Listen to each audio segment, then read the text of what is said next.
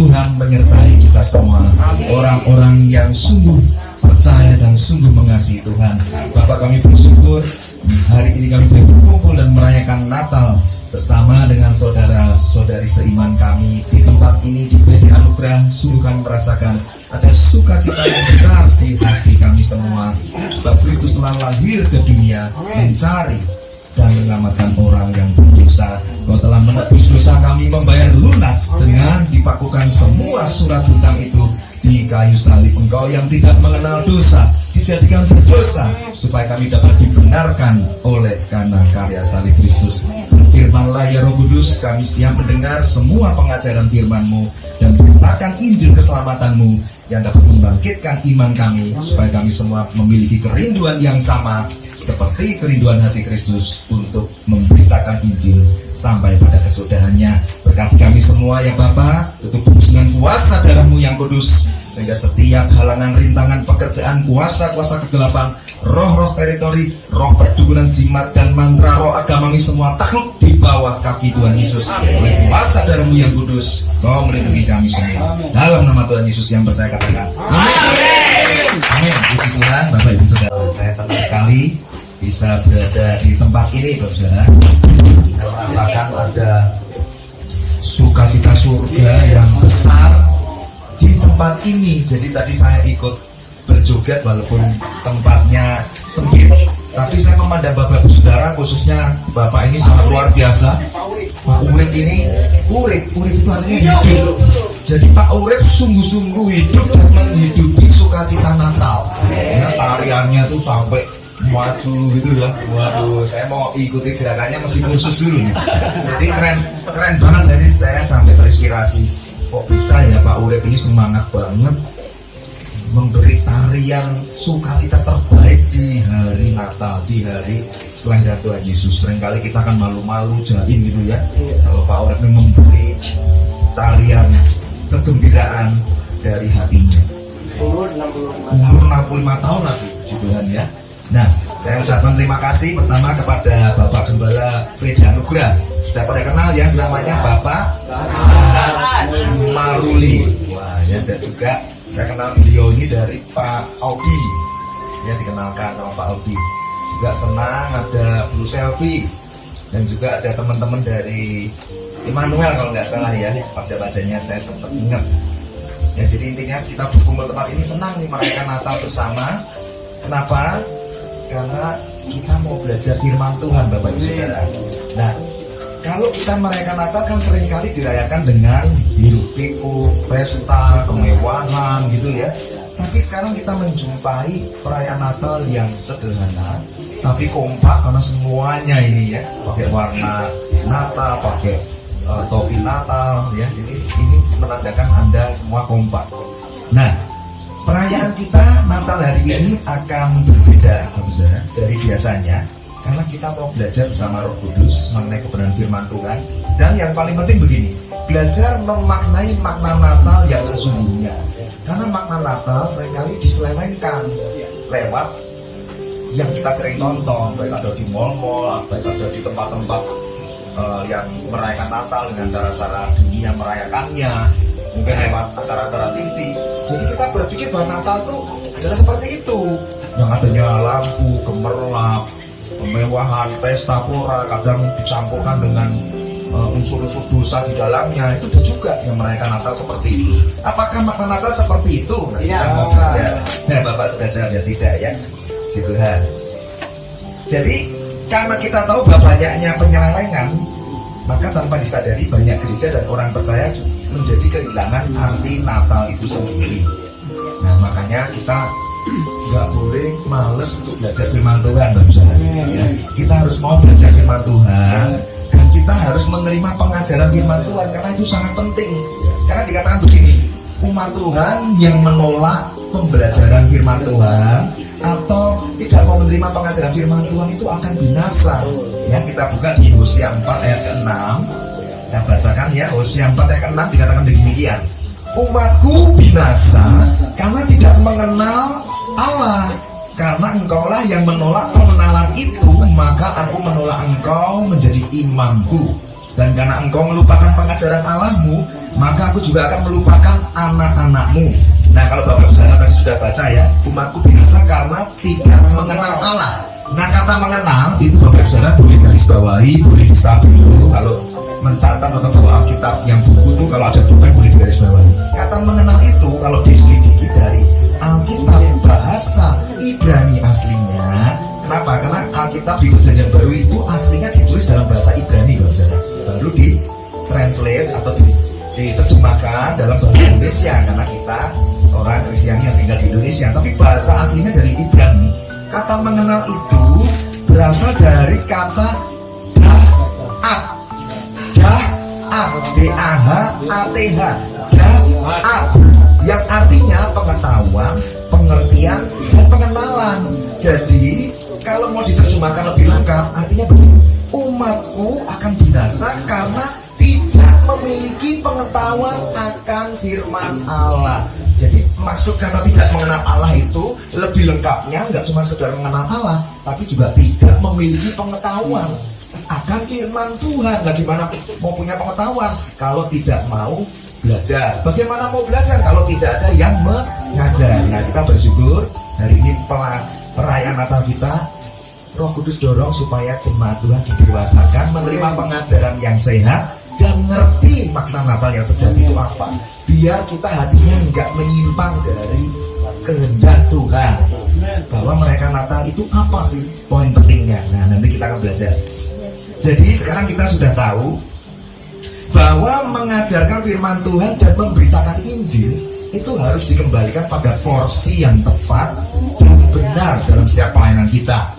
Maka tim TWC ini tidak pernah mau memenuhi permintaan panggilan pelayanan kalau khotbahnya dibatasi waktu misalnya 15 menit, 20 menit. Itu biasanya isinya khotbahnya buru-buru, isinya khotbahnya motivasi dan yang praktis-praktis, biar jemaatnya seneng. Nggak usah lama-lama khotbahnya, terus nggak usah diajar. Yang penting yang langsung aja Pak, yang penting misalnya berkatnya aja Pak, langsung amplopnya aja Pak, langsung nasi kotaknya aja Pak, dan lain-lain. Itu berkat tidak salah ya, tetapi Tuhan ingin kita jangan binasa. Karena apa? Karena kekurangan pengetahuan akan kebenaran firman Tuhan yang tadi kita sudah baca. Nah, jadi teladan iman kita dan teladan kita melayani itu siapa, Bapak Saudara? Jangan memandang manusia, bisa keliru, bisa menyesatkan langkahnya, tapi pandanglah Tuhan Yesus. Beliaulah teladan iman dan teladan pelayanan kita. Lupa kalau kita mau melayani, kenapa harus meniru Tuhan Yesus? Karena beliaulah Tuhan. Dan apakah beliau mengajarkan kita? Oh, tentu saja. Saya sudah rangkumkan. Kalau mau meneladani pelayanan Tuhan Yesus, saya sudah rangkumkan. Bapak Saudara tinggal catat atau tinggal diingat. Pelayanan Tuhan Yesus itu yang pertama, beliau itu gak kenal lelah, gak kenal capek, selalu berkeliling ke semua kota dan desa. Gak cuma pilih kota, desa pun didatangi dan dilayani. Beliau gak pilih-pilih. Maka kami pun meneladani hal yang sama. Mau di tempat kalau buat kami ini tempat masih indah dan masih bagus. Kami pernah yang lebih sulit kondisinya daripada di sini, di mana ini masih pakai lantai keramik. Kami pernah sepatu kami hancur semua karena harus itu tanah liat dan kebetulan hujan. Jadi tahu sendiri ya, kejeblos semua dan harus pakai tenda. Juga pernah nggak ada atap kecuali pakai tenda.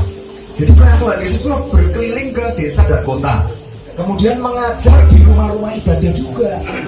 Jadi jangan dibilang katanya mau mengajar menginjili kok yang diinjili di gereja juga. Itu kan udah orang Kristen semua. Ya siapa bilang?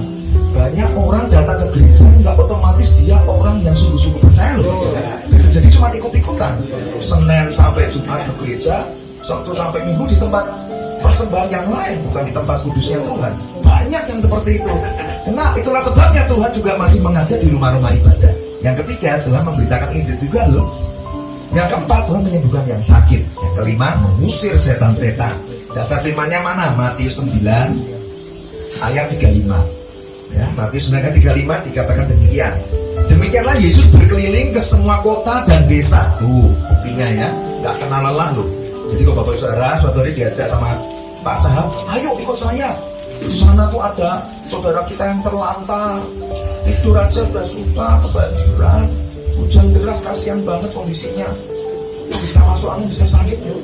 Seorang ibu-ibu yang sudah tua rentang dan ditinggalkan sanak keluarganya, mari kita jemput, mari kita tolong. Ya harus siap, harus berangkat, karena Tuhan Yesus mengatakan seperti itu. Matius 9 ayat 35, Yesus berkeliling ke semua desa dan kota dan mengajar, kan? Ia mengajar dalam rumah-rumah ibadat, ya, dan memberitakan Injil kerajaan surga, serta melenyapkan segala penyakit dan kelemahan. Kisah Para Rasul 10 ayat 38. Kisah Para Rasul 10 ayat 38 yaitu tentang Yesus dari Nazaret, bagaimana Allah mengurapi dia dengan Roh Kudus dan kuat-kuasanya. Dia yang berjalan berkeliling sambil berbuat baik dan menyembuhkan semua orang yang dikuasai iblis, sebab Allah menyertai dia. Ya, jadi sudah saya rangkum ya. Pelayanan Tuhan Yesus itu berjalan dari desa ke kota. Kemudian apa? Mengajar di rumah-rumah ibadah, memberitakan Injil, menyembuhkan yang sakit, mengusir setan. Nah, ini yang juga kami selalu rindu kerjakan. Dan nggak usah bingung-bingung, Pak, kalau ada yang sakit nanti nggak sembuh gimana? Nggak usah khawatir. Kalau Injil diberitakan dan kita punya iman percaya bahwa Tuhan pasti membela Injilnya dan Beliau yang memberi perintah sembuhkan yang sakit. Jadi tugas kita apa? Ya kita tinggal mendoakan yang sakit. Yang menyembuhkan siapa? Ya sang penyembuh. Problemnya adalah kita ragu. Kalau saya doain nggak sembuh, saya malu. Kalau saya malu, muka saya ditaruh di mana? Ya masih di situ mukanya kan? Kan nggak dipindah kemana-mana. Jadi imannya kecil.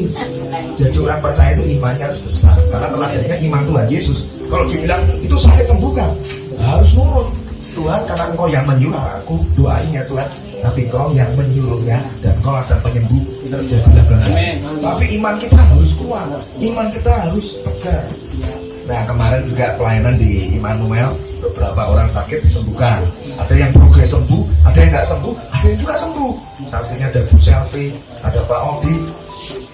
Ya. Jadi di tempat ini pun yang sakit harus punya iman. Sejak Injil diberitakan, imannya harus dibangun. Oh, kalau Injil diberitakan itu akan mengalir mujizat kesembuhan juga. Ya, jadi harus tahu. Dan juga yang dibelenggu dengan roh jahat, dibelenggu dengan kutuk iblis. Itu mengikuti dari kutuk keturunan 1 sampai keturunan ke-4. Kita mungkin nggak sadar, ya. Dirasuki sama kerasukan berbeda. Kerasukan itu kita nggak sadar, biasanya belum orang percaya. Kalau sudah orang percaya nggak bisa kerasukan, tapi sebagian dari area tubuh dan jiwa kita masih bisa dirasuki. Saya beri contoh. Jadi harus bisa mengerti bedanya kerasukan dan dirasuki. Orang kerasukan setan nggak sadar, karena rohnya dimiliki setan. Tapi detik dia diinjili, terima Yesus, terima Injil, rohnya dimiliki oleh Roh Kudus. Tidak bisa kerasukan lagi, tapi masih bisa dirasuki iblis. Beda ya. Dirasuki itu area jiwanya. Apa tuh? Pikiran, perasaan, tekad, kehendak. Itu jiwa. Contoh, dulu kita jadi orang Kristen, pemarah, pemabuk, penjudi, perokok, terus pokoknya semua kejahatan. Terima Tuhan Yesus, rohnya dibaharui. Tapi apakah karakter yang dulunya senggol dikit pukul, senggol dikit bacok, apa bisa otomatis langsung tiba-tiba hilang, terus jadi malaikat? Nanti istri kita bingung, Papa, ini Papa atau Papa yang lain? Kok kayak gitu kan? Tentu saja temperamennya masih ada, tapi berkurang. Nah, ini yang disebut apa? 2 Korintus 5 ayat 17. Barang siapa di dalam Kristus, ia ciptaan yang baru. Yang lama sudah berlalu, yang baru datang. Tapi istrinya komplain, Pak, buktinya nggak datang-datang, Pak. Maksudnya ibu gimana? Dia dulu pemarah, Pak, masih pemarah. Dia dulu berangasan, Pak, gampang tersinggung, gampang emosi, masih sama. Sabar, ciptaan yang baru itu yang dibarui seketika, manusia rohnya. Jiwanya yang dari bayi orok ceprot dipelihara di lingkungan yang memang keras, lingkungan yang garang, dia manusia yang garang. Jadi dia perlu untuk dimerdekakan karakternya setiap hari melalui apa? Ya sering dengar khotbah, sering berdoa, saat teduh baca firman. Itu mengikis semua karakter-karakter yang jahat yang tidak berkenan di hati Tuhan. Prosesnya berapa lama? Seumur hidup. Nah, makanya disebut pemprosesan karakter kita sejak jadi orang percaya itu disebut menghasilkan buah-buah roh. Kita kalau masih terus kompromi dengan berbagai dosa, itu celah iblis mengikat kita dengan kutuk keturunan. Kita harus mau bertobat.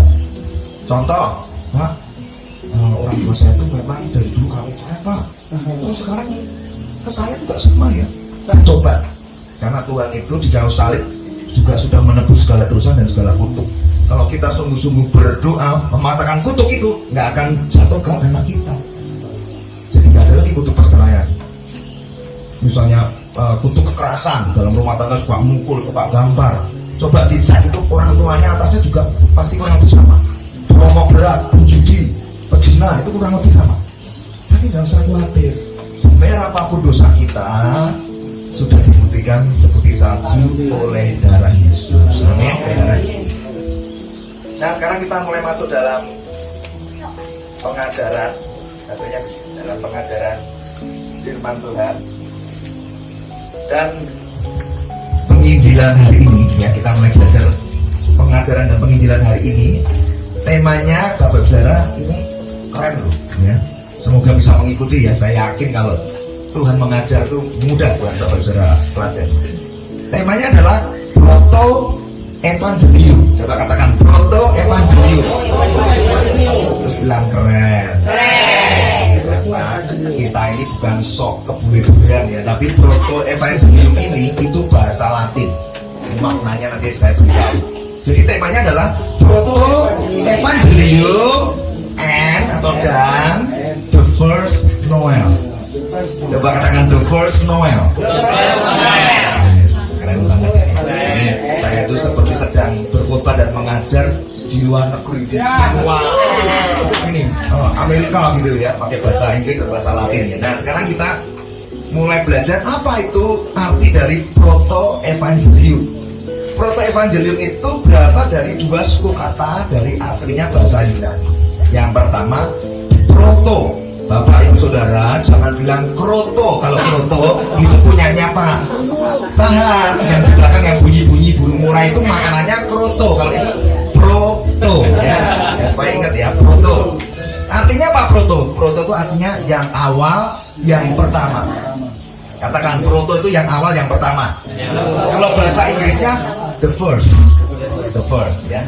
Ini sekalian belajar bahasa Inggris. Jadi berasal dari suku kata proto yang artinya pertama atau yang awal, dan suku kata yang kedua berasal dari suku kata evangelion atau evangelium. Artinya apa? Pesan Injil keselamatan, kabar baik. Atau kalau Inggrisnya the gospel. Ya, jadi proto evangelium dari suku kata proto dan evangelion. Proto artinya awal atau yang pertama, evangelion artinya pesan Injil keselamatan atau kabar baik. Jadi arti kata proto evangelium adalah istilah dalam bahasa Latin yang digunakan untuk menggambarkan kisah Injil yang paling awal dan pesan Injil keselamatan yang pertama kali disebutkan di dalam Alkitab Perjanjian Lama, yaitu di Kejadian 3 ayat 15. Nah ini penting karena seringnya kan taunya gini, kalau ditanya apa tuh Natal, pokoknya Natal Tuhan Yesus lahir kapan? 2000 tahun yang lalu. Ada di mana? Ya kurang lebih di kitab Matius, Markus, Lukas, pokoknya Injil sinoptik lah. Adanya di Perjanjian Baru. Di Perjanjian Lama ada Yesus enggak? Ada Yesus enggak ya? Saya nggak tahu. Ada Natal enggak? Ada Natal nggak ya? Saya nggak tahu. Kita belajar. Ternyata proto evangelium atau yang dibilang pesan Injil keselamatan yang pertama kali diberitakan itu sudah ada di Kejadian 3:15. Luar biasa ya Tuhan kita ya. Sebelum Natal datang itu pesan Injil keselamatan yang awal sudah ada sejak Kejadian 3:15. Dan firman-Nya demikian. Dan aku akan mengadakan permusuhan antara kamu dan perempuan itu. Ya kamu itu adalah ular, si iblis, perempuan itu adalah si Hawa. Dan antara benihmu, maksudnya benihnya si iblis, si ular, dan benihnya, artinya benihnya si Hawa. Dia akan meremukkan kepalamu, maksudnya si Hawa ini akan meremukkan kepalanya ular atau musuh atau iblis, dan kamu akan meremukkan tumitnya. Jadi Bapak Ibu Saudara sudah mengerti ya, kalau diremukkan kepalanya sudah KO. Betul nggak saudara?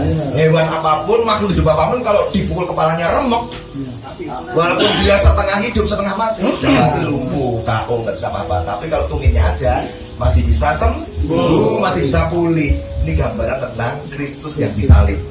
Ya, walaupun sepertinya berdarah-darah, penyiksaannya luar biasa, cambukannya luar biasa dahsyat, dimahkota kubri, dipaku tangan dan kaki, ditusuk lambungnya sampai tidak ada lagi darah yang tersisa dari tubuhnya. Tuhan Yesus tetap hidup, tetap bangkit, karena hanya diremukkan Tapi iblis diremukkan kepalanya.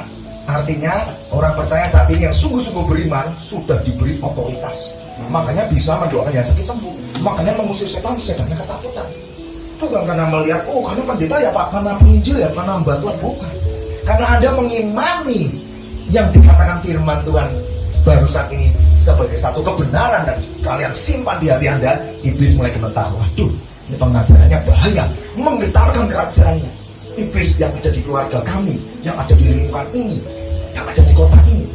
Ya, jadi makanya pengajaran firman itu kalau diterima dengan iman, disimpan baik-baik dan berkata, aku percaya, aku imani dan aku mau menerima kuasa ini. Wah, itu dahsyat banget. Makanya beberapa orang kalau Anda lihat kok lainnya menonjol kan, doain orang sembuh, ngusir setan baru dilihat aja udah kabur setannya. Ya karena dia mengimani ini. Tapi kalau Anda tidak ngerti kebenaran ini, mengusir setan aja takut, setannya makin gagah berani. Kalian pasti punya pengalaman. Jadi sudah mengerti dari proto evangelium yang ada di Kejadian 3:15. Nah, saya beritahu ada seorang bapak gereja yang bernama Irenaeus. Lahirnya di tahun 130. Artinya sudah lahir sekarang 2023. Beliau ini seorang bapak gereja yang namanya Irenaeus, lahirnya di tahun 130, meninggalnya di tahun 202. Waduh, kalau kita hidup di tahun itu kayak apa ya? Nah, beliau itu dihormati sebagai salah satu bapak gereja perdana, seorang pakar apologetika Kristen mula-mula. Apa tuh apologetika? Oh, yang sering main di YouTube itu kan sering dengar ya, untuk pendeta berani membela imannya, membela kebenaran firman, diajak debat sama siapapun dia bela, kebenaran tetap kebenaran. Itu adalah apologetik. Itu satu panggilan pelayanan untuk membela kebenaran. Pokoknya dari hatinya itu berkobar-kobar, Injil harus dibela, gak bisa dihina seperti ini. Siapa bilang di balik salib itu ada jin atau apa, dia bela berdiri. Dia jelas bukan membela dengan amarah, membela dengan teologinya, dengan pengajarannya, supaya orang jadi mengerti. Karena kan diupload kan di sosial media, dia mau bela supaya orang itu, oh ini loh ada pembelaan, nggak cuma terus disalahgunakan, disalahartikan dan dihina, tapi ada para apologetika. Nah ternyata Irenaeus sudah jadi apologetika di tahun 130. Tulisan-tulisan Irenaeus ini sangat kaya informasi tentang perkembangan awal teologi Kristen. Ia juga merupakan murid dari Polikarpus. Ada yang kenal Polikarpus? Oh, kalau ada, berarti Bapak Ibu Saudara hidup di tahun itu. Polikarpus ini adalah, ya ini yang luar biasa begini. Beliau itu muridnya Rasul Yohanes. Kalau Rasul Yohanes pasti kenal dong, satu dari 12 murid Tuhan. 12 murid Tuhan kan disebut juga 12 rasul. Salah satu namanya Yohanes, satu-satunya murid, satu-satunya rasul yang diizinkan Tuhan matinya di usia uzur, usia tua. Yang lainnya udah mati lebih muda, dan matinya martir. Kecuali satu yang mengkhianati Tuhan, siapa namanya? Yudas Iskariot. Tapi Rasul Yohanes ini diizinkan matinya tua. Nah beliau ini ternyata yang memuridkan si Polikarpus. Jadi Polikarpus muridnya Rasul Yohanes. Rasul Yohanes muridnya langsung Tuhan Yesus. Wah keren banget ya. Dan Polikarpus ini ternyata yang memuridkan si bapak gereja yang namanya siapa? Irenaeus. Oh, jadi bapak Irenaeus itu keren banget ya. Dimuridin langsung sama Polikarpus, Polikarpusnya Rasul Yohanes, Rasul Yohanes Tuhan Yesus. Waduh, jadi udahlah tentang bapak gereja Irenaeus ini itu pasti keren banget, menginspirasi kehidupan gereja kekristenan sampai sekarang.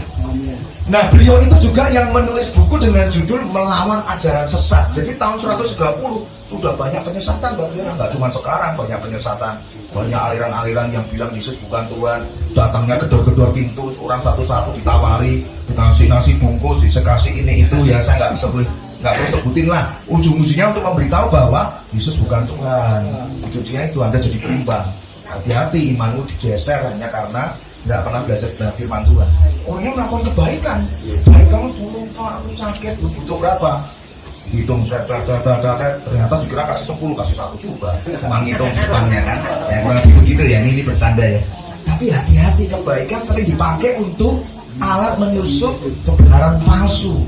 Bapaknya kita, tapi ujungnya mengatakan Yesus bukan Tuhan. Wah itu problem. Kalau sampai Anda terkontaminasi ini, hati-hati, imanmu dipertanyakan. Suatu hari yang bisa membawa kita berjumpa Tuhan karena iman percaya dalam Tuhan Yesus. Kalau itu sudah bergeser, terus untuk apa kita dengar Injil dan kumpul di tempat ini kalau Anda sedang posisi ragu-ragu. Jadi kalau nanti ada yang ragu-ragu, nanti didoakan ya, harus bertobat. Penting. Untuk apa Anda mendapatkan semua isi dunia ini tapi Anda kehilangan nyawamu, kehilangan jiwamu karena imanmu yang gak teguh. Masih ragu-ragu. Kalau ditanya jalan menuju ke surga siapa? Oh, Tuhan, Pak. Tapi selain Tuhan Yesus, memang ada jalan menuju ke rumah kan, Pak? Waduh, udah mulai tersesat ya. Hanya ada satu jalan, jalan kebenaran dan hidup, Yesus Kristus. Tidak ada jalan menuju ke Bapa, hanya lewat Yesus. Jadi sudah ngerti ya? Nah, Bapak Gereja Irenaeus ini menyebutkan bahwa di kitab Kejadian 3 ayat 15 adalah disebut sebagai pesan Injil keselamatan yang pertama ya, yang disebut proto-evangelion. Nah, proto-evangelion itu bahasa Yunani. Kalau pengen ngerti bahasa Ibraninya itu beda banget. Tapi saya beritahu untuk menambah pengetahuan ya. Injil yang pertama kalau bahasa Yunaninya proto-evangelion. Tapi kalau bahasa Ibraninya tulisannya begini, Besora Harisona. Jadi kalau Anda pergi ke Israel ketemu orang asli, orang Hebrew, orang Ibrani, dia akan paham. Besorat Harisona itu artinya Injil keselamatan yang pertama kali diberitakan di Perjanjian Lama, di Kejadian 3 ayat 15. Nah, sekarang proto-evangelium yang adalah Injil pertama yang diberitakan oleh para bapak gereja adalah Injil yang pertama yang berisikan tentang apa? Ini ada 3 hal. Injil pertama itu tentang apa sih? Injil yang pertama yang diberitakan di Kejadian 3 ayat 15 yang disebut proto-evangelium itu berbicara tentang yang pertama, nubuatan Allah mengenai kekalahan setan atau kekalahan kejahatan. Melalui apa? Rencana kemenangan Yesus Kristus di kayu salib. Itu yang pertama. Jadi kalau ditanya proto-evangelium itu tentang apa sih? Tentang nubuatan Allah di mana kejahatan iblis dikalahkan lewat rencana kemenangan Yesus Kristus di kayu salib. Yang kedua, pernyataan Allah yang berinkarnasi ke bumi melalui Yesus Kristus atau firman jadi manusia untuk melaksanakan rencana dan misi keselamatan manusia dari hukuman dosa. Itu yang kedua ya, proto-evangelium yang kedua itu. Yang ketiga apa? Arti proto-evangelium. Adanya janji pertama Allah mengenai kedatangan Mesias. Allah berjanji bahwa keselamatan umat manusia dari hukuman dosa yang adalah maut dan kematian kekal. Jadi kalau ditanya apa hukuman dosa, harus tahu ya, hukuman dosa itu maut dan kematian kekal. Jadi kalau Yesus tidak naik ke kayu salib, kita akan menerima hukuman dosa itu. Jadi yang ketiga ini bicara tentang adanya janji pertama Allah mengenai kedatangan Sang Mesias, yaitu Yesus Kristus Tuhan, yang akan menebus dosa manusia dari hukuman maut dan kematian kekal. Ada lagi seorang pengkhotbah besar. Kalau tadi Irenaeus di tahun 130 ya, ini ada pengkhotbah besar namanya Charles Simeon. Ada yang kenal? Nah, belum ya. Kalau ada saya jadi ini nih, khawatir ini. Jangan-jangan saya dibawa pengkhotbah di tahun itu ya. Jadi beliau lahir di tahun 1759. Wah, ini agak mendingan ya. Tadi tahun 130 ini 1759. Charles Simeon ini seorang pengkhotbah besar Inggris. Dia bilang begini, sungguh Kejadian 3:15 yang dibilang proto-evangelium itu adalah sebuah tugu pernyataan dari semua janji Allah akan keselamatan manusia.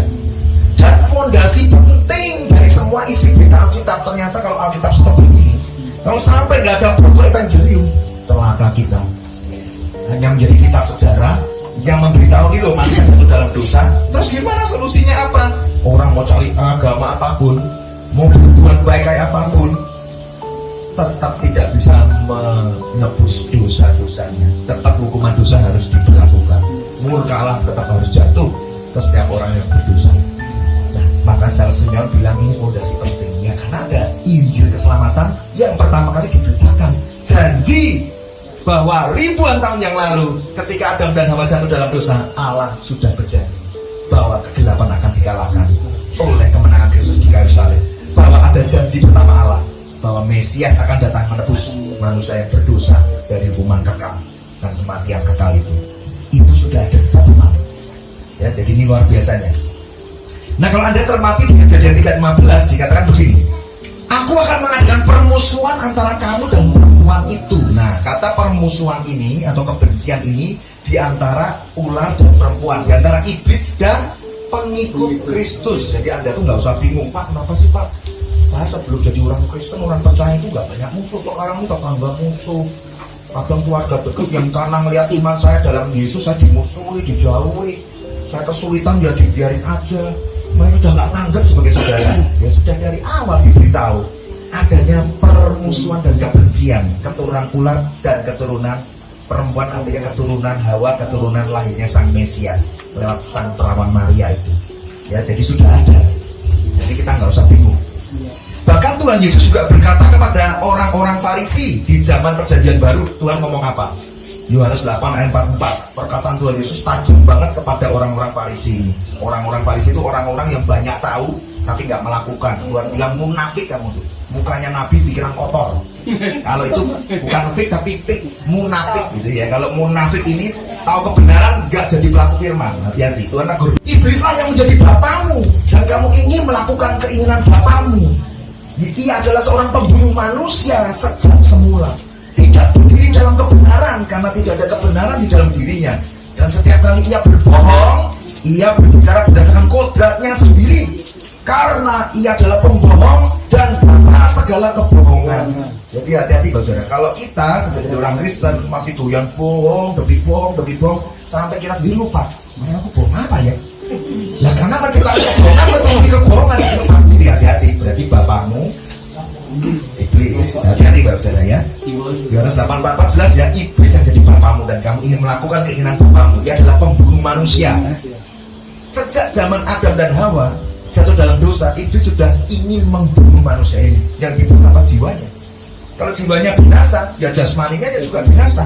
Maka kalau Anda ketahui ya, Pak, saya tuh prihatin loh Pak, orang Kristen loh Pak, itu saya dengar udah putus asa Pak, ada dia jalan di rel kereta api, keretanya mendekat, orang-orang teriak, ibu, dia tetap diam dan dia tabrakan dirinya dan meninggal karena kesulitan hidup, karena dia tahu suaminya pergi dan tidak bertanggung jawab, anaknya ada 3 atau mungkin lebih, jadi dia putus asa.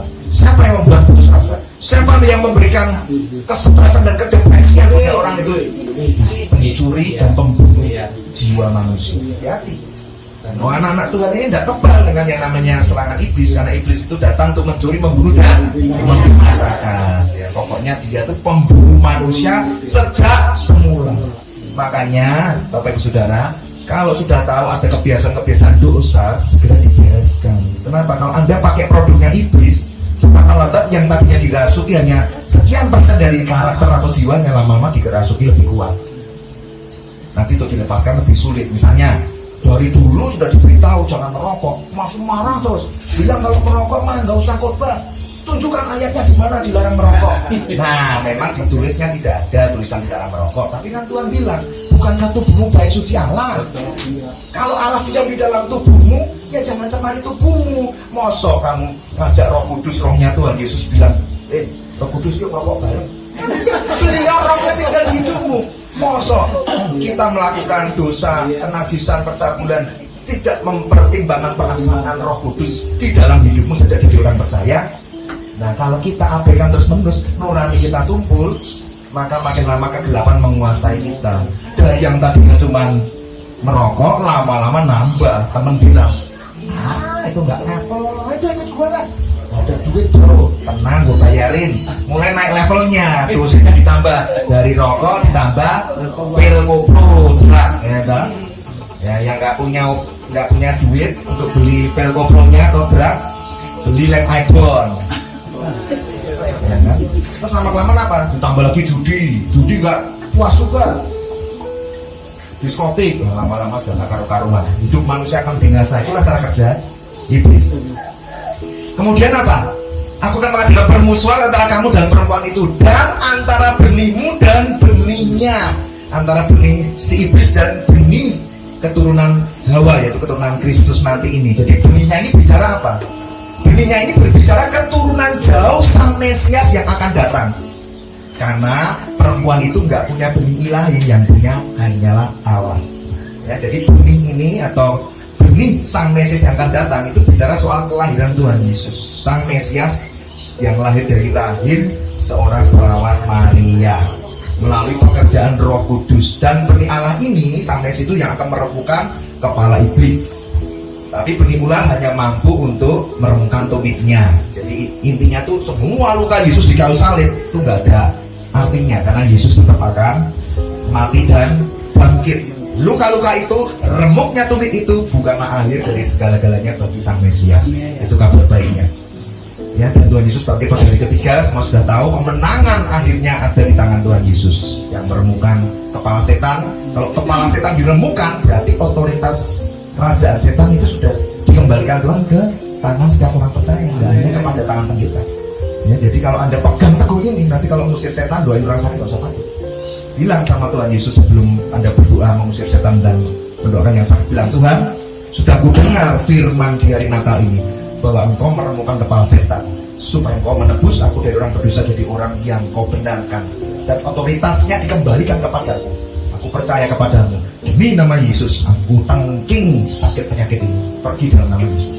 Berjalanlah, melihatlah, sembuhlah, demam pergilah, batuk pergilah. Itu dipraktekkan dengan iman. Orang kerasukan setan juga jangan takut, otoritasku besar, karena dia cuma sanggup meremukkan tumit dan Tuhan sudah kasih kemenangan. Amin. Alkitab berkata bahwa tidak ada seorang pun yang pernah melihat Allah Bapa. Nah, ini penting, Yohanes 6 ayat 46. Hal itu tidak berarti bahwa ada orang yang telah melihat Bapa. Hanya Dia yang datang dari Allah, Dialah yang telah melihat Bapa. Artinya Yesus yang datang ke dunia. Yesus dan Bapa itulah yang bisa melihat. Yesus melihat Bapa, Bapa melihat Yesus. Tapi manusia nggak ada yang bisa melihat Allah Bapa. 1 Timotius 6 ayat 16. 1 Timotius 6 ayat 16. Dialah satu-satunya yang tidak takluk kepada maut, bersemayam dalam terang yang tak terhampiri. Seorang pun tidak pernah melihat Dia, dan manusia tidak dapat melihat Dia. Nah, sudah diberitahu ya. Jadi ketika mereka melihat Tuhan dalam perjanjian lama, mereka itu sebetulnya tidak sedang melihat Allah Bapa, tapi melihat Kristus prainkarnasi. Karena kelahiran Yesus 2000 tahun kemudian, sejak proto-evangelium, Injil keselamatan pertama diberitakan yang tadi, sampai 2000 tahun kemudian Yesus lahir, ya. Yang dilihat oleh Adam dan Hawa itu bukan Allah Bapa, tapi Kristus prainkarnasi. Kedatangan Kristus sebelum inkarnasi ke bumi yang terjadinya di 2000 tahun kemudian ketika Yesus lahir dari perawan Maria itu. Yohanes 1 ayat 18. Tidak seorang pun pernah melihat Allah, tetapi anak tunggal Allah yang ada di pangkuan Bapa, Dialah yang menyatakannya. Jadi kita tuh kalau pengen melihat Allah, ya wujudnya tuh melihat Yesus Kristus. Ya, supaya kita mengerti ya. Jadi sudah tahu bahwa di Taman Eden, Adam dan Hawa ketika jatuh dalam dosa, itu Kristus prainkarnasi yang berjalan bersama mereka, menutupi mereka dengan kulit binatang. Karena waktu jatuh dalam dosa mereka takut dan malu. Aku telanjang. Nah, ditutupi oleh Kristus prainkarnasi, serta memberi janji dan pengharapan akan kedatangan Sang Mesias yang akan datang. Nah, jadi Kristus sebelum inkarnasi ini yang memprakarsai Injil keselamatan pertama di Taman Eden. Kemudian Kristus baru datang ke dunia yang disebut dengan the first Noel. Maka temanya judulnya Proto-Evangelium and the first Noel. Apa itu the first Noel? Ini bahasa Inggris campur Prancis. Wah, jemaat di tempat ini luar biasa ya, diajari bahasa Latin, Yunani, Ibrani, Inggris, Prancis. Ya. Jadi the first Noel ini artinya the first itu yang pertama. Noel itu apa? Noel itu Christmas. Jadi the first Noel artinya Natal yang pertama. Proto-Evangelium, Injil keselamatan yang pertama.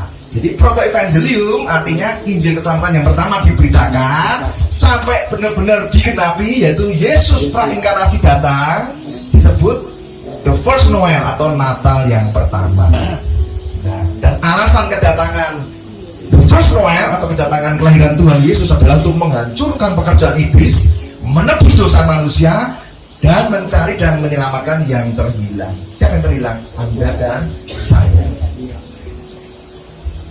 1 Yohanes 3 ayat 8. Barang siapa yang tetap berbuat dosa berasal dari iblis. Nah, jadi tolong ya, jemaat di tempat ini renungkan. Kalau masih belum mau bertobat, renungkan baik-baik. Anda sebenarnya sudah jadi orang percaya belum? Kalau masih terus menikmati dosa, Anda bukan berasal dari anak Allah. Anda bukan anak Allah, Anda tidak berasal dari Allah, tapi dari iblis. 1 Yohanes 3:8 dibaca baik-baik. Barang siapa tetap berbuat dosa berasal dari iblis. Lupa, tapi dia udah percaya loh Pak, udah ngaku loh. Setiap acara apapun di PD Anugerah dia datang terus. Tapi dosanya juga jalan terus Pak. Nggak ada, dosisnya nggak berkurang Pak, malah makin naik. Wah ini jangan-jangan yang tadi saya bilang dirasuki iblis sudah makin kuat. Kalau nggak hati-hati ini dikuasai iblis nanti, maka dibilang berasal dari iblis nih. Sebab iblis berbuat dosa dari mulanya. Untuk inilah anak Allah menyatakan dirinya, yaitu supaya ia membinasakan perbuatan-perbuatan iblis itu. Nah Allah, Yesus sudah menang di kayu salib, otoritasnya sudah dikembalikan pada kita. Lah kok kita malah memilih untuk kompromi dengan dosa, jatuh dalam dosa, menikmati dosa, celaka. Maka kita nggak layak disebut lahir dari Allah, masih dari iblis ya. Jadi Bapak Saudara, kalau ada dosa, sudah belajar rendah hati Tuhan. Memang aku cuma tinggal satu Tuhan, saya akui aku tinggal satu doang. Apa tuh? Tinggal rokok doang. Aku tinggal satu Tuhan, tinggal satu apa tuh? Masih gampang panasan Tuhan, mau lihat tetangga itu motornya baru, aku tuh marah Tuhan. Tuhan cuma tinggal satu apa tuh? Aku masih suka gosip dan bohong. Tuhan cuma tinggal satu, beresin hidup kudus, hidup suci, hidup benar. Tapi sulit, dagingku lemah Pak. Iya. Maka firman ngomong roh itu penurut daging lemah. Bukan berarti terus jadi alasan. Roh itu menurut daging lemah. Supaya rohnya menurut itu bisa menolong dagingmu yang lemah, Anda perlu berserah. Seringkali kan nggak mau berserah, pasrah doang. Ya aku gimana ya, kalau aku nggak lakukan dosa itu aku pusing Pak kalau nggak merokok. Itu namanya apa? Bukan berserah tapi pasrah. Kalau orang berserah, dia akan berseru, Tuhan, aku tahu kebenaran Engkau mati bagiku. Takkan ku biarkan kematianmu itu sia-sia di dalam hidupku. Kau sudah kembalikan otoritas kemenangan dalam hidupku. Aku mau menang Tuhan, melawan rokok ini di dalam nama Tuhan Yesus. Diinjak, setan pergi, setan kecanduan pergi dalam nama Tuhan Yesus. Loh, karena banyak orang yang melepas dosa rokoknya itu instan, nggak perlu progres. Progres itu artinya begini, belum rokok satu box, tiba-tiba tinggal 10 bungkus kecil, terus tinggal 1 bungkus, terus enggak sama sekali. Itu progresif. Ya kalau itu harus dilakukan, ya monggo. Yang penting kan Anda itu juga sadar bahwa itu dosa, dikurangi sampai enggak sama sekali. Jadi keluargamu juga seneng. Aduh Papa, sekarang Papa gaya hidupnya sehat, sadar sama mama, sama anak-anak. Kalau enggak Papa dipanggil pulang lebih cepat kalau enggak sadar-sadar. Tapi ada yang instan Bapak. Adik ipar saya, sebelum kami bertobat, kami musuhan sengit. Saya lihat dia benci, dia lihat saya benci. Pokoknya udah kayak anjing sama kucing. Oh begitu saya bertobat, orang pertama yang saya injili dia. Saya lihat tuh, musuh saya sengit kok matanya bisa berkaca-kaca ketika saya beritakan Injil dan saya bersaksi dan saya memohon ampun ke dia atas semua perkataan kasar saya, sikap-sikap saya. Ya memang kita gengsi nggak berpelukan, tapi saya lihat kayak mau nangis, saya juga sudah apa adanya. Gengsi sudah saya buang, saya minta maaf dulu. Injil menyelamatkan dia. Sekarang dia kalau kesaksian kemana-mana dia bilang begini, tahu nggak Bapak Ibu Saudara, orang yang mentobatkan saya adalah musuh saya. Itu kakak ipar saya, itu saya gitu ya. Itu kejadian dulu masih umur ke-20-an ya, udah 20 tahun yang lalu itu. Sekarang yang kedua Bapak Saudara, tadi proto evangelium sudah pada ngerti ya. Sekarang masuk pembahasan tentang the first Noel, yaitu Natal yang pertama, di mana Yesus lahir ke dunia melalui rahim perawan Maria. Kata Noel itu berasal dari bahasa Prancis yang artinya Noveles atau Noel. Noelnya pakai W atau Noveles. Itu artinya Natal. Jadi Noel itu artinya apa? Teriakan kegembiraan, kabar baik, kabar kesukaan yang menimbulkan sukacita yang besar bagi seluruh bangsa. Terus apa artinya lagi Noel? Telah lahir juru selamat dunia, Yesus Kristus Mesias. Ayatnya mana? Lukas 2 ayat 9 sampai 11. Kalau pengen tahu tentang the first Noel tuh ayatnya di Lukas 2 ayat 9 sampai 11. Tiba-tiba berdirilah seorang malaikat Tuhan di dekat mereka, dan kemuliaan Tuhan bersinar meliputi mereka, dan mereka sangat ketakutan.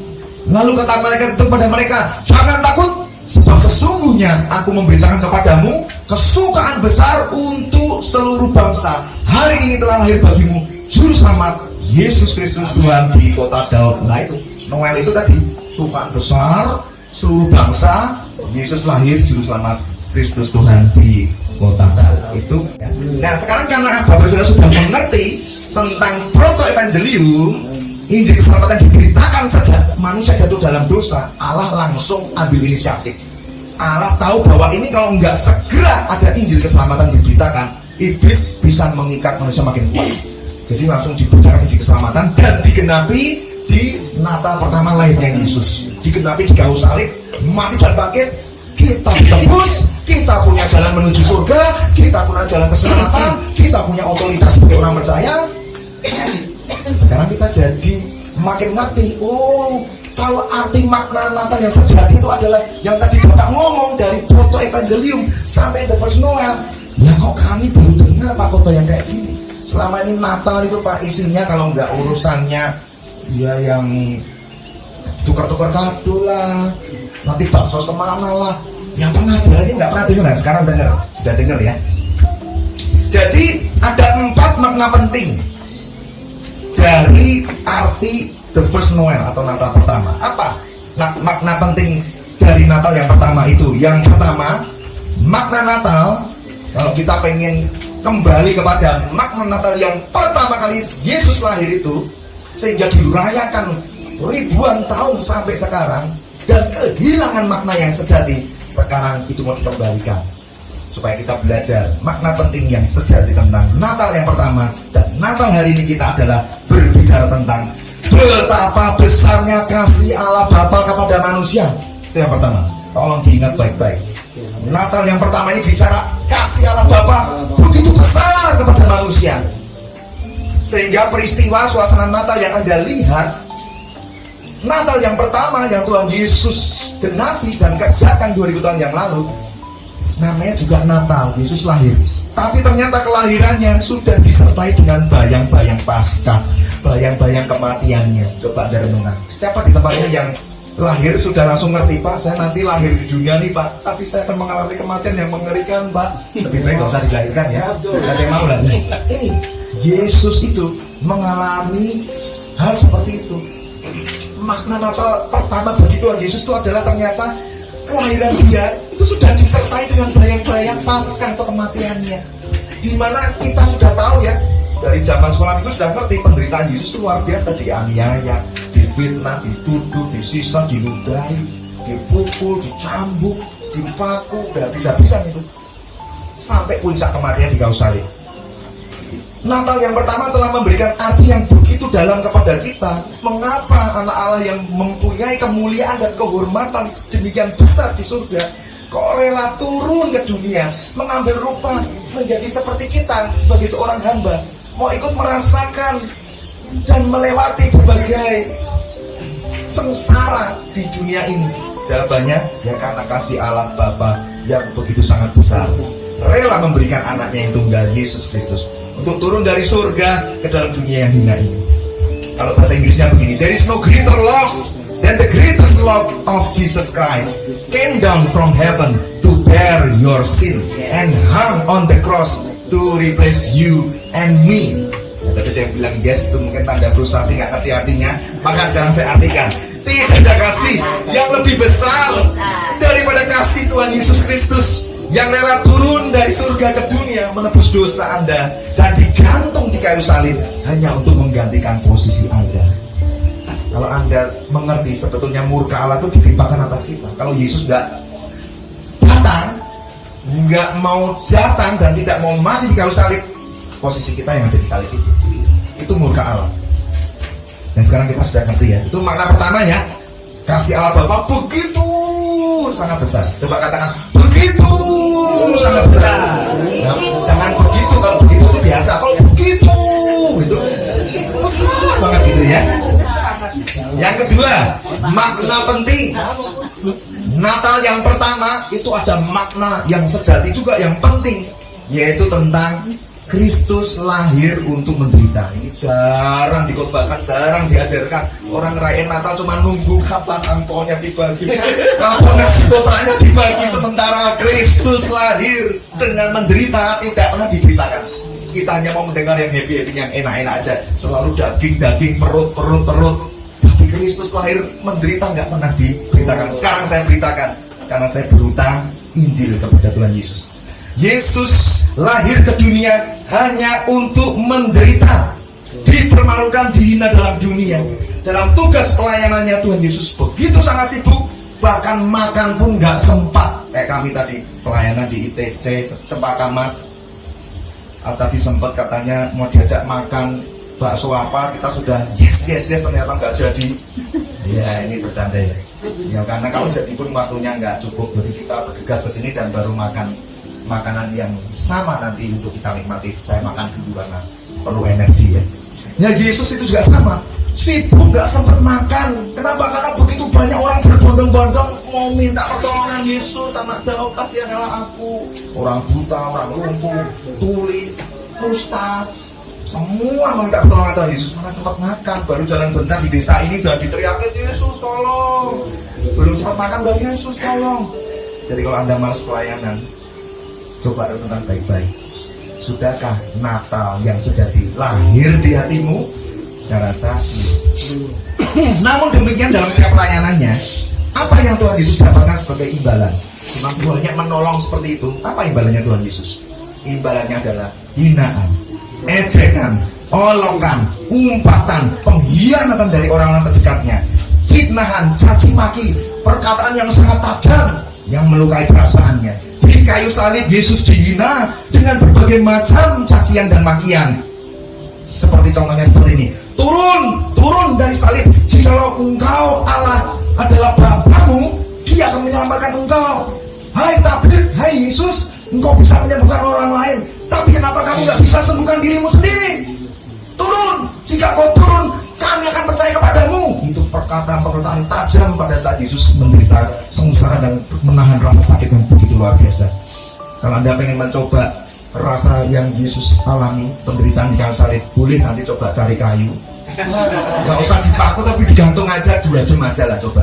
Itu kita baru nggak ada AC aja sudah gelisah ya. Ini digantung di kayu salib, berdarah-darah, masih dihina, dicaci maki seperti itu. Tapi apakah Yesus turun? Ya. Tidak. Mengapa Yesus tidak turun dari kayu salib? Karena Ia tahu kalau Ia turun dari kayu salib, maka Anda dan saya akan binasa, tinggal menunggu untuk dilempar ke dalam api neraka. Jadi Anda harus ingat baik-baik, ketika Yesus menahan rasa sakit dan tidak memperdulikan perkataan-perkataan nyakiti hatinya, karena pada saat itu Dia sudah memandang wajahmu Bapak. Amen. Sudah memandang wajahmu Ibu. Sudah ada di benak dan pikirannya Yesus bahwa kematiannya dan kebangkitannya akan menghapus dosa orang-orang yang mau percaya kepadanya. Itu luar biasanya dari pengorbanan Yesus. Tuhan Yesus ini rela menjalankan semua proses kesengsaraan, penderitaan, dan rasa pedihnya itu sampai tuntas. Ia rela menerima semua proses murka Allah yang seharusnya ditimpakan kepada orang berdosa, yaitu Anda dan saya. Padahal Ia tidak berdosa, tapi dijadikan berdosa. 2 Korintus 5 ayat 21. 2 Korintus 5 ayat 21. Dia yang tidak mengenal dosa telah dibuatnya menjadi dosa karena kita, supaya di dalam Dia kita dibenarkan oleh Allah. Wow, gak ada Allah lain Bapak saya. Saya mengatakan bersyukur Anda ada di tempat ini, punya iman di dalam Yesus Kristus Tuhan. Cuma pertanyaan saya, imanmu teguh enggak? Kalau enggak, pengajaran sesat menyeretmu dalam penyelewengan, dan akhirnya Anda tersesat dan imanmu enggak teguh. Hati-hati, enggak ada Allah seperti Tuhan Yesus yang tidak berdosa, tidak kenal dosa, tapi dijadikan dosa. Itu enggak ada yang mau. Yesaya 53 ayat 2-7. Yesaya 53 ayat 2-7. Saya bacakan, siapkan hatimu untuk dijamah apa yang Yesus rasakan itu. Ia tidak tampan, maksudnya Yesus itu nggak tampan, semaraknya pun nggak ada, sehingga kita memandang Yesus dan rupanya pun nggak kita pandang. Kita nggak menginginkannya. Yesus itu dihina dan dihindari orang, seorang yang penuh kesengsaraan, yang biasa menderita kesakitan. Saya baca ini suka mau nangis saudara. Saya dibilang biasa menderita kesakitan. Kita baru nahan sakit 1-2 kali juga sudah komplain, sudah mengeluh. Kita sudah bilang hidup kok menderita gini toh, kok hidup kok susah begini, Tuhan ada di mana? Tuhan nggak adil. Tapi Tuhan bilang seseorang yang biasa menderita kesakitan, nggak mengeluh sedikit pun. Ia sangat dihina sehingga orang menutup mukanya terhadap Dia. Dan bagi kita pun dia nggak masuk hitungan. Aduh, sedih banget ya. Makanya Bapak Saudara, kalau merayakan Natal nggak pernah mengerti Yesus lahir itu menderita, kita sangat-sangat berdosa di hadapannya. Karena kita juga menganggap nggak masuk hitungan. Udahlah Natal segera yuk, aku pengen yang langsung enak-enaknya aja, nggak usah pakai firman, nggak usah. Berarti dia nggak masuk hitungan. Yesus lahir untuk menderita, emang gue pikirin, emang gue peduli. Itulah kita. Tetapi sesungguhnya penyakit kita lah yang ditanggungnya, dan kesengsaraan kita yang dipikulnya. Padahal kita mengira dia kena tulah, dipukul dan tindas Allah. Inilah kita suka salah paham. Ya Yesus itu memang dikorbankan sama Allah. Kasihan ya dia, padahal dia lakukan itu demi kita. Tetapi dia tertikam oleh karena pemberontakan kita. Dia diremukkan oleh karena kejahatan kita. Ganjaran yang mendatangkan keselamatan bagi kita ditimpakan kepadanya. Jadi semua proses penderitaan, penyiksaan hebat itu ditimpakan ke tubuh Yesus, supaya kita dapat disembuhkan dan diselamatkan. Kita sekalian sesat seperti domba. Masing-masing kita mengambil jalannya sendiri, gak mau diatur Tuhan. Tapi Tuhan telah menimpakan kepadanya kejahatan kita sekalian. Dia dianiaya, tetapi dia membiarkan dirinya ditindas dan tidak membuka mulutnya. Seperti anak domba yang dibawa ke pembantaian, seperti induk domba yang keluh di depan orang-orang menggunting bulunya, ia tidak membuka mulutnya. Itulah Yesus, anak domba Allah yang menghapus dosa dunia, disembelih dengan cara yang hina, dengan cara yang mengerikan, tidak komplain sedikit pun. Dia memilih untuk diam, bahkan dia berdoa, Bapa, ampunilah mereka karena mereka tidak tahu apa yang mereka perbuat. Masihkah Anda menyangkali iman Anda di hadapan Tuhan? Masihkah Anda begitu berat untuk meninggalkan dan melepaskan dosa-dosa yang mengikatmu? Di manakah rasa cintamu kepada Tuhan yang telah mati sedemikian rupa bagi hidupmu? Sungguh Tuhan Yesus lahir ke dunia hanya untuk menderita. Namun sayangnya sekarang ini masih banyak orang yang merayakan Natal hanya sekedar dengan pesta pora, kemewahan, memperindah gemerlap lampu Natal. Padahal Natal yang pertama Tuhan Yesus lahir di kandang domba, tempat yang bau dan kotor. Sementara kita belum tentu mau merayakan Natal di tempat yang bau dan kotor. Seandainya tempat ini gak sebagus ini Bapak Saudara, tempatnya di dekat pembuangan sampah, apakah tetap akan hadir? Puji Tuhan. Kalau enggak ya saya bisa mengerti. Tapi kalau Anda mau tahu penderitaan Yesus, tempat yang begitu hina, kandang domba, dijadikan tempat kelahiran Sang Juru Selamat, Putra Tunggal Surga, sumber kekayaan, mau lahir di tempat yang sangat hina. Tidak ada Allah seperti Yesus, saudara. Jangan pernah tinggalkan imanmu. Ini Allah yang luar biasa. Ketika Tuhan Yesus datang ke dalam dunia, ia rela menjadi hamba, mau jadi pelayan yang taat lagi. Kalau tadi Bukoni doa minta ada pembantu atau asisten rumah tangga, ini Yesus ini jadi hamba, jadi pelayan. Tapi pelayan yang taat, dan taatnya pun sampai mati, dan matinya pun di kayu salib. Coba renungkan, ini luar biasa sekali ya. Ketika Tuhan Yesus di Matius 20 ayat 28, Matius 20:28, sama seperti anak manusia datang bukan untuk dilayani, melainkan untuk melayani dan memberikan nyawanya bagi tebusan banyak orang. Itu dilakukan Yesus. Filipi 2 ayat 5-9. Hendaklah kamu dalam hidupmu bersama menaruh pikiran dan perasaan yang terdapat dalam Kristus Yesus, yang walaupun dalam rupa Allah tidak menganggap kesetaraannya dengan Allah itu sebagai milik yang harus dipertahankan, melainkan telah mengosongkan dirinya sendiri, mengambil rupa sebagai hamba, menjadi sama dengan manusia, menjadi sama kayak kita.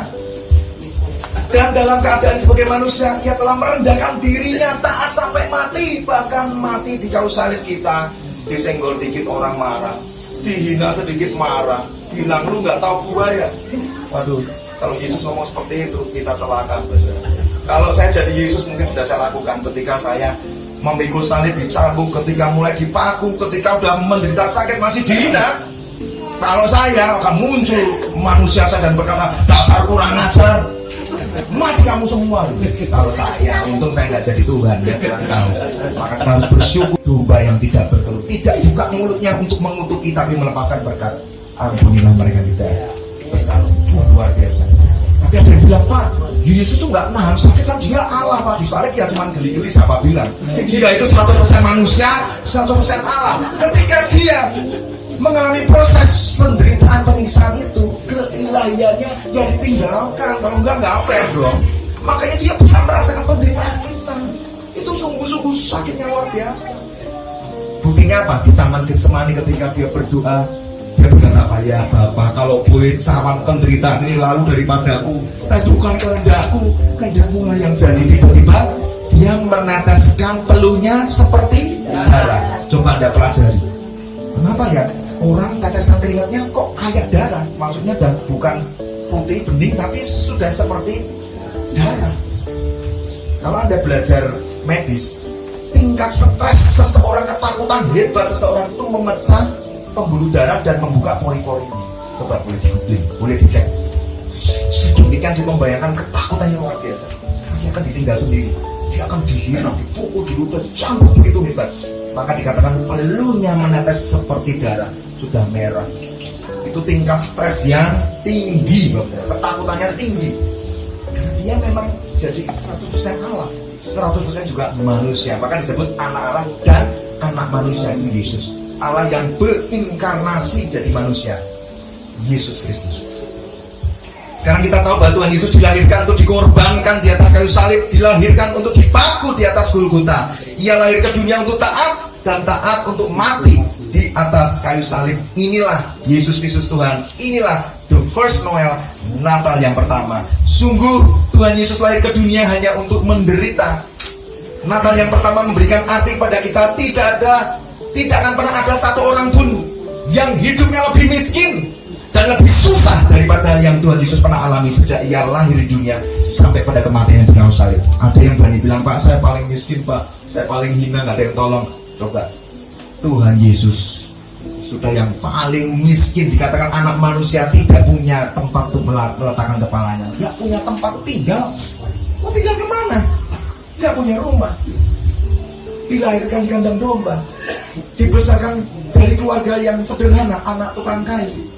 Setelah itu dia pergi dari desa ke kota, hidupnya hanya untuk melayani. Mungkin kepanasan, mungkin kehujanan, mungkin berteduhnya yang kalau di bawah pohon. Ada yang lebih menderita dari Yesus. Jika keadaanmu saat ini kau sedang berseru, Tuhan, aku rumah juga nggak punya, kontrakannya bocor terus, Tuhan. Ingat, Yesus sudah mengalaminya. Anda bisa berdoa, Anda bisa berseru dengan iman yang benar, berkata pada Tuhan, Tuhan, aku percaya padamu. Aku bersyukur Kau memberiku kehidupan yang seperti ini. Walaupun rumahku ini aku belum punya, walaupun kondisi kontrak aku nggak bagus, tapi aku bersyukur aku sehat. Dan aku bersyukur Engkau mengenalku, Engkau menebus hidupku, dan sampai hari ini imanku teguh kepadamu. Itu lebih dari segalanya. Terus Pak, apakah nggak boleh minta kekayaan, kemewahan? Ya boleh, yang penting hatimu benar. Jangan minta kaya, karena Anda bisa jatuh dalam berbagai pencobaan, betul? Tapi berdoa seperti ini, Tuhan, kalau Tuhan berkenan, cukupkanlah kehidupanku hari demi hari, khususnya anak-anakku ini. Kalau ada yang punya anak, doakan Tuhan, biarlah masa depan anak-anakku lebih baik dari aku, Tuhan. Mungkin aku memang salah, mungkin dulu aku memang kurang mau belajar, nggak sekolah, kurang pinter, mungkin aku juga dulu sempat malas, aku dulu juga sempat jatuh dalam lingkungan yang buruk, Tuhan. Tapi sekarang aku mau bertobat, ya. Jadi kita sekarang tahu bahwa Tuhan Yesus itu lahir hanya untuk menderita. Jadi apabila kita merayakan Natal hanya fokusnya pada kegembiraan, hiruk pikuk, berbagi kado Natal, pesta, cari tempat mewah untuk makan-makan, melupakan pemberitaan Injil yang proto-evangelium dan the first Noel, maka hal ini adalah bentuk penyelewengan iblis yang telah menipu banyak gereja dan orang Kristen. Saya ulangi ya, supaya kita ngerti, supaya besok dari tahun ke tahun itu boleh nggak Pak merayakan mewah? Boleh. Kompak seperti ini, pakai topi ini, saya nggak lihat mewah. Ini kompak, sederhana tapi keren. Nggak usah meminta kemewahan. Makna Natal ini jangan sampai luntur dari hidupmu. Nanti kamu, kalau nggak Anda telah digeser dari pengharapan iman, pengharapan atas Injil keselamatan. Bahaya. Dunia ini membuat kita lari, imannya bergeser pada dunia. Kita harus mengingat akan makna Natal yang pertama, bahwa kita merayakan Natal dengan sikap hati yang mengucap syukur, berterima kasih pada Tuhan Yesus karena kasih dan pengorbanannya, dengan cara kita menghargai karya salibnya. Yang ketiga, makna penting Natal yang pertama apa? Bahwa terang itu bersinar dan datang mengalahkan kegelapan dunia. Pernah dengar ya Yesaya 9 ayat 2? Bangsa yang berjalan dalam kegelapan telah melihat terang yang besar. Mereka diam di negeri kekelaman, atasnya terang telah bersinar. Jadi makna nata pertama itu bicara tentang sang terang dunia, sang terang ajaib telah datang dan mengalahkan kegelapan dunia. Nah, kata terang ini Bang Saudara di Yesaya pasal 9 ayat kedua, itu bahasa Ibrani-nya disebut ore. Katakan ore. Nah, terang atau ore ini artinya begini: kehidupan kekal, keselamatan, pengampunan, sukacita, kebenaran. Itu ore. Jangan bilang orek ya. Kalau itu tempe orek, itu sudah pada lapar ini. Ya kan? Ini salah ditaruh di sini mengganggu konsentrasi. Saya bilang ore, ada yang bayanginnya tempe orek. Nah, sudah beda ya. Sabar ya. Maka tadi saya bilang dari awal, perayaan Natal kita berbeda seperti biasanya. Biasanya itu apa? Biasanya seperti Bapak Urip tadi. Nah itu kan, senang terus lapar makan. Terus tanya, hari ini merayakan Natal apa? Keren, jogetnya mantap. Terus dikasih makan enak, pulang diamplopin. Nah, ini tepuk tangan, tapi saya dijewer Tuhan. Nah, terus kamu nggak memberitakan tentang makna Natal yang sejati yang telah kuberitahukan kepadamu. Itu Bapak Ibu Saudara senang saya yang setelah Tuhan nanti ya. Jadi ini memang berbeda dari biasanya ya. Sebentar lagi ya, masih kuat ya. 2 jam lagi siap? 10 jam lagi? Kalau 10 jam lagi siap, saya mau pulang sama tujuan karena saya nggak siap.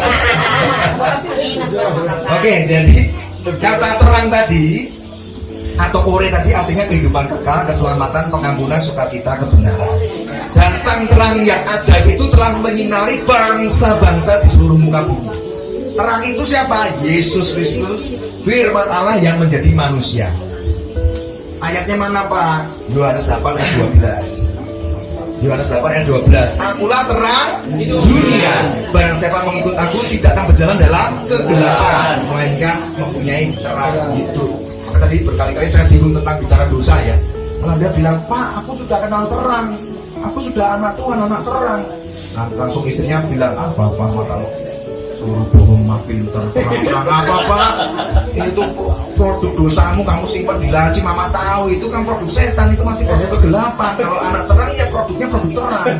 Apa mah produk terang? Alkitab kayak disimpan dibaca, Alkitabnya sampai bulu-bulukan. Ya, produk dosanya di terus gitu ya. Jadi Yesus Kristus adalah sumber terang itu. Dialah terang kehidupan, terang dunia, terang yang ajaib. Yohanes 1 ayat 4. Dan di dalam dia ada hidup, dan hidup itu adalah terang manusia. Terang itu bercahaya di dalam kegelapan, dan kegelapan itu tidak menguasainya. Ya, tadi kata terang adalah ore. Nah, sekarang pasti pada penasaran. Kalau terang ore, kegelapan apa Pak? Bahasa Ibrani-nya, kata kegelapan itu bahasa Ibrani-nya kosek. Kosek. Nah, kalau tadi ore saya bilang jangan bilang tempe ore. Kalau kegelapan ini bahasa Ibrani-nya kosek. Itu kalau di sini yang orang Jawa asli Jawa ada. Nah, ini kosek ini bukan kosek ya, kondisi ya bukan.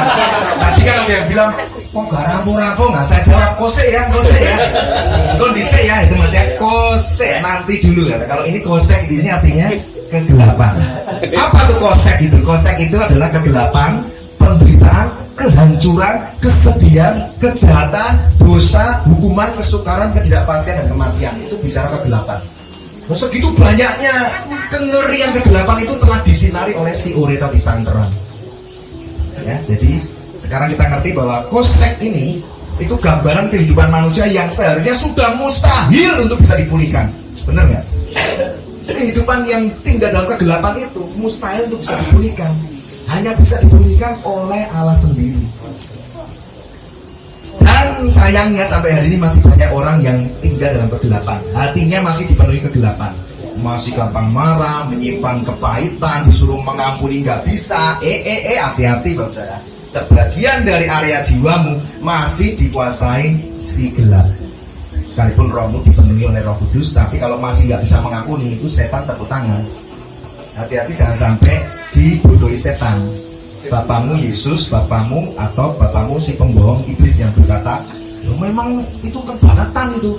Kalau aku jadi kamu nggak akan bisa ngampuni. Udahlah, untuk diampuni gitu lagi.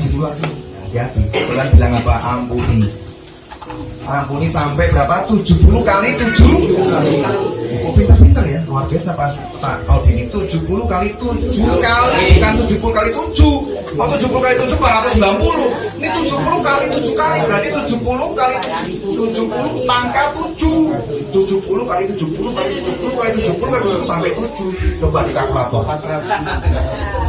Oh, lebih kalau 70 kali. Berapa kali kakus mengampuni? Kamunya nanya, Tuhan bilang 70 kali 7 kali. Artinya 70 pada 7. Artinya nggak terhingga lah. Pak, tapi mertua saya udah keterlaluan Pak, tapi mantu saya, Pak, istri saya, Pak, anak saya, suami saya, Pak, udah selingkuh berkali-kali. Barang-barang saya dijual semua, Pak. Kok ketawa berarti beneran ya?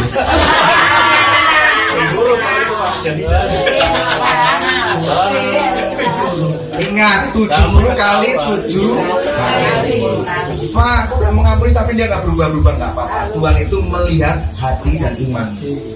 Nanti masing-masing kau akan terima hajarannya dari Tuhan. Tenang aja. Karena Tuhan bilang begini, barang ku kasihi, ya ku tegur dan ku ajar. Sudah bukan dihukum loh. Makanya di tempat ini ada yang masih belum sungguh-sungguh percaya sama Tuhan Yesus, itu terimanya bukan hajaran, hukuman.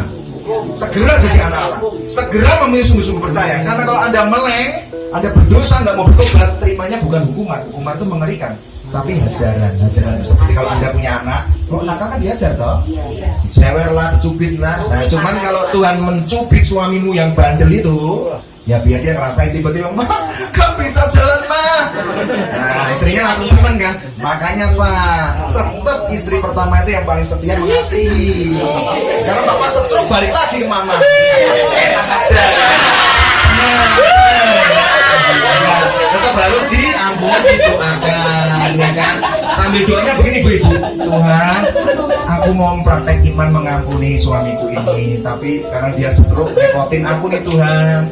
Terus sambil ngeracik kopi apa tadi Pak? Siap? Nah, yang bilang ya. Tetap harus diampuni.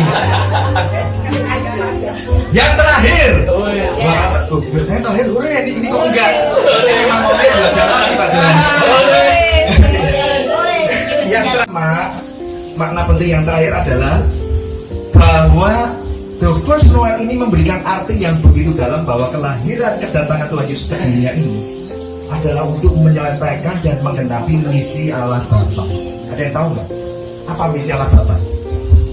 The first Noel, Natal yang pertama itu ada arti yang dalam, yaitu kelahiran dan kedatangan Yesus ke dunia itu untuk menyelesaikan dan menggenapi misi Bapaknya. Ada yang tahu misi Bapa apa? Bentar-bentar di Pak Audi, keren-keren. Betul. Ketika di kayu salib, Tuhan Yesus berseru, Tete lestai. Artinya apa? Sudah selesai. Sudah selesai ini artinya bahwa misi Allah Bapa sudah selesai di kayu salib, sudah digenapi. Nah, tapi nggak cuman Yesus menyelesaikan dan menggenapinya. Yohanes 17 ayat 4, coba dibuka. Aku telah mempermuliakan engkau, Yohanes 17 ayat 4 ya. Aku telah mempermuliakan engkau di bumi dengan jalan menyelesaikan pekerjaan. Nah, menyelesaikan itu bahasa Ibrani-nya tetelestai, yang engkau berikan kepadaku untuk melakukannya. Ya, kemudian setelah Yesus menyelesaikan misi Bapaknya dengan berkata sudah selesai, sudah digenapi, dia memberi perintah yang sama kepada Anda sebagai orang percaya. Di Yohanes 17 ayat 18, ini perintahnya, sama seperti engkau telah mengutus aku ke dalam dunia, demikian pula aku mengutus mereka ke dalam dunia. Ketika Tuhan Yesus naik ke surga, Yohanes 20 ayat 21b, dia menampakkan dirinya, dia memberi pengutusan lagi. Yohanes 20 ayat 21, sama seperti Bapa mengutus aku, demikian juga aku sekarang mengutus kamu. Diutus untuk apa, saudara? Ada yang tahu? Betul sekali. Wah, ini pintar-pintar ini. Untuk memberitakan Injil dan bersaksi. Nah, sekarang saya tanya, berapa banyak jemaat di tempat ini yang sudah punya kerinduan yang besar, ketaatan untuk bersaksi dan memberitakan Injil? Sudah praktek lah, sudah melakukannya, bukan karena disuruh-suruh, dipaksa-paksa, tapi dengan sukacita. Bawa tetangganya, ayo ikut aku kemana? Sudah, pokoknya ini perayaan Natal. Apa itu Natal? Sudah, kamu datang dari aja. Wah, itu udah keren. Itu memberitakan Injil yang sederhana dengan cara mengajak dan bersaksi. Yang angkat tangan banyak loh. Wah, luar biasa ini. Jemaat di kota kalah Pak Jolan. Kalah Bapak Saudara, angkat jempolnya, dahsyat bener ini. Oke. Ya, jadi kita sekarang sudah tahu ya, the first Noel artinya sudah ngerti, proto evangelium ngerti. Saya undang bagi berdiri semua. Kau beri yang ku pinta saat ku mencari, ku mendapatkan.